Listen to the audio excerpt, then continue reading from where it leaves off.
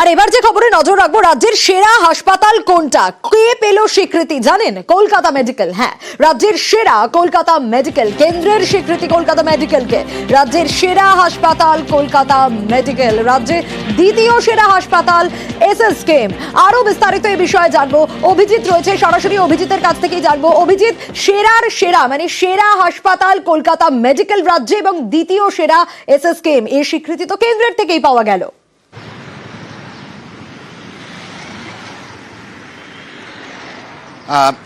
কেন্দ্রীয় সংস্থা ICMR, Indian council of medical research, সেই আইসিএমআর চিকিৎসা গবেষণার ক্ষেত্রে রাজ্যের মধ্যে কলকাতা মেডিকেল কলেজ, যেটা শতাব্দী প্রাচীন হাসপাতাল, সেই কলকাতা মেডিকেল কলেজকে সেরা স্বীকৃতি দিয়েছে এবং দ্বিতীয় হাসপাতাল হিসাবে এসএসকেএম বা পিজি হাসপাতালকে স্বীকৃতি দিয়েছে। কারণ কলকাতা মেডিকেল কলেজে যেভাবে চিকিৎসা গবেষণা হচ্ছে তাকে অনবদ্য হিসাবে স্বীকৃতি দেওয়া হয়েছে।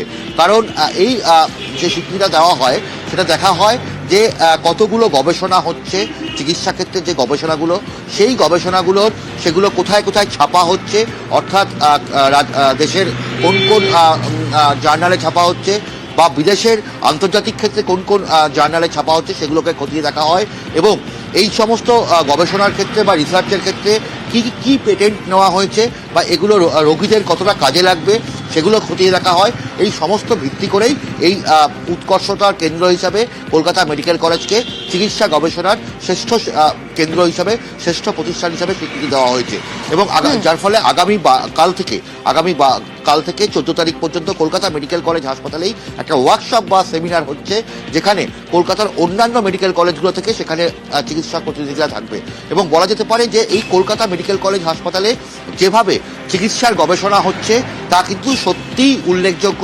কারণ বিভিন্ন উদ্ভাবনী শক্তি চিকিৎসার ক্ষেত্রে, ওষুধের থেকে শুরু করে বিভিন্ন যন্ত্রপাতি বা রোগী পরিষেবার ক্ষেত্রে, রোগীদের চিকিৎসার ক্ষেত্রে নতুন নতুন জিনিস আবিষ্কার করা, এই অনেকটা বিষয়ে কিন্তু কলকাতা মেডিকেল কলেজ হাসপাতালের ছাত্রছাত্রীরা, জুনিয়র ডাক্তাররা, সিনিয়র ডাক্তাররা তারা কাজ করছে এবং সেটারই স্বীকৃতি দিয়েছে কেন্দ্রীয় সংস্থা আইসিএমআর। সোনিয়া।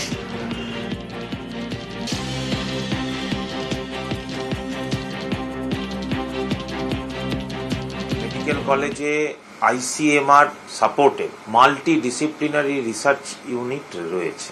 তো কিছুদিন আগে দিল্লিতে এটা নিয়ে একটা ডাকা হয় মেডিকেল কলেজকে, সেখানে মেডিকেল কলেজের পারফরমেন্স প্রশংসিত হয়। ওভারঅল পারফরমেন্সটা আসলে অনেকগুলো বিষয়ের উপরে দাঁড়িয়ে আইসিএমআর ঠিক করে, তাতে রিসার্চের গুণমান, আলটিমেটলি গবেষণাপত্রগুলো প্রকাশিত হচ্ছে কিনা, প্রকাশিত হলে কিরকম জায়গায় প্রকাশিত হচ্ছে, দেশি না আন্তর্জাতিক স্তরে, এই সমস্ত বিষয়ে মেডিকেল কলেজের পারফরমেন্স খুব ভালো। মেডিকেল কলেজে রিসার্চের একটা প্রেক্ষিত তৈরি হয়েছে। আমার ধারণা আইসিএমআর সেটাকেই রেকগনিশন দিল এইভাবে।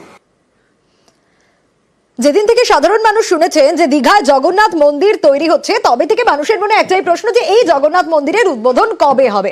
আপনাদের জানিয়ে রাখি, আগামী বছর অক্ষয় তৃতীয়ার দিনই দীঘায় জগন্নাথ মন্দিরের উদ্বোধন। নির্মীয়মান মন্দির পরিদর্শনের পর এই ঘোষণাই করেন মুখ্যমন্ত্রী মমতা বন্দ্যোপাধ্যায়।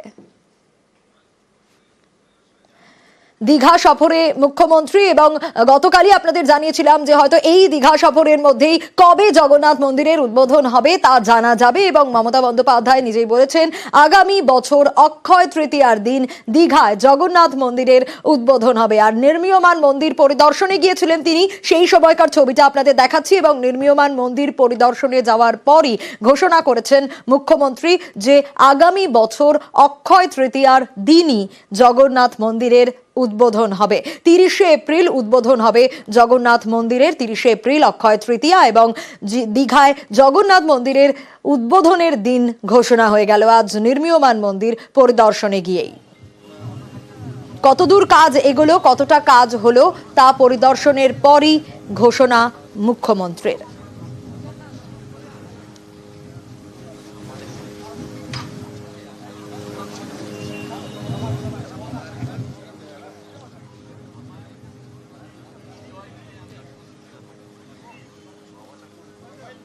সেই সময়কার ছবিটা আপনাদের দেখাচ্ছি। দীঘায় জগন্নাথ মন্দিরে কতদূর কাজ এগিয়েছে, কাজ পরিদর্শনে গিয়েছিলেন মমতা বন্দ্যোপাধ্যায় এবং 30শে এপ্রিল জগন্নাথ মন্দিরের উদ্বোধন করা হবে এবং তারপর থেকে দীঘাতেই হবে রথযাত্রা। ঠিক যেরকম পুরীতে রথযাত্রা হয় সেরকম দীঘাতেও রথযাত্রা হবে এবং রাজ্যবাসীর জন্য অবশ্যই এটা একটা সুখবর। সাধারণ মানুষ যবে থেকে শুনেছিলেন যে দীঘায় জগন্নাথ মন্দির তৈরি হচ্ছে, একেবারে পুরীর মন্দিরের আদলেই জগন্নাথ মন্দির তৈরি হচ্ছে, তারপর থেকে সাধারণ মানুষের মধ্যে একটা উচ্ছ্বাস ছিল যে কবে থেকে তাহলে এই মন্দিরে পুজো দিতে পারবেন সাধারণ মানুষ, কবে এই মন্দিরের উদ্বোধন হবে। এবং গতকালই আপনাদেরকে বলেছিলাম যে মমতা বন্দ্যোপাধ্যায়ের এই দীঘা সফর এবং এখানেই মমতা বন্দ্যোপাধ্যায় জানিয়ে দিতে পারেন কবে উদ্বোধন হবে। জানা গেল অক্ষয় তৃতীয়ার দিন আগামী বছর থেকেই দীঘাতে হবে রথযাত্রা।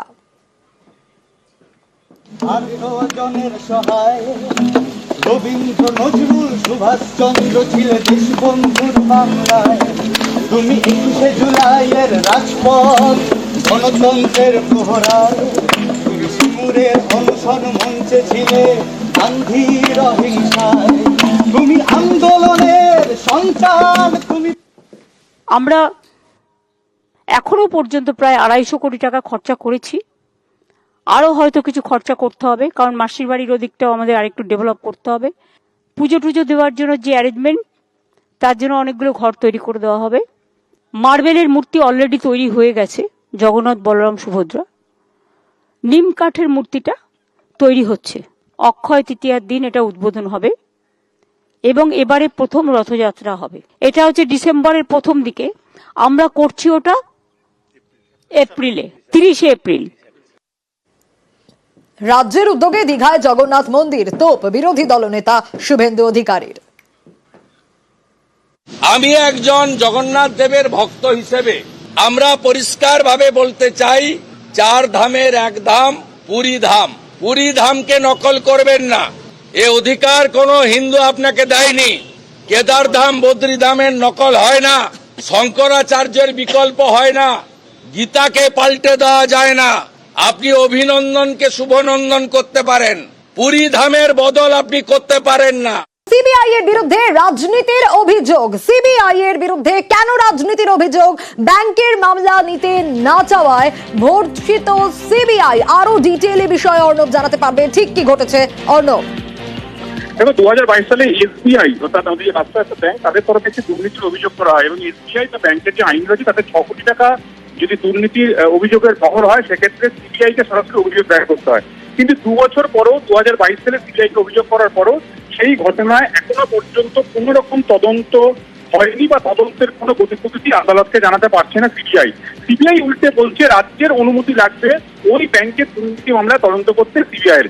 এক্ষেত্রে রাজ্যের আইনজীবী সরাসরি সিবিআই এর বিরুদ্ধে রাজনীতিকরণের অভিযোগ এনেছেন এবং রাজ্যের আইনজীবী জানিয়েছেন এটা খুব আনফরচুনেট যে সমস্ত কিছুর ক্ষেত্রে রাজনীতিকরণ করার চেষ্টা হচ্ছে।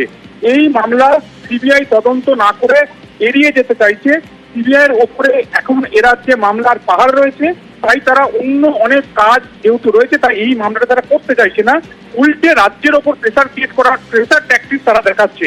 এবং এই ঘটনায় বিচারপতি সরাসরি তীর্থঙ্কর তিনি জানিয়েছেন সিবিআই মনে করবে যে মামলা তারা তদন্ত করবে, আর যখন যেটা তাদের ইচ্ছে হবে না সেটা তারা তদন্ত করবে না, এমনটা হতে পারে না। সিবিআই এই মামলার তদন্ত করতে চায় না বলেই এই ধরনের একটা ছেদ যুক্তি তারা খাড়া করতে চাইছে।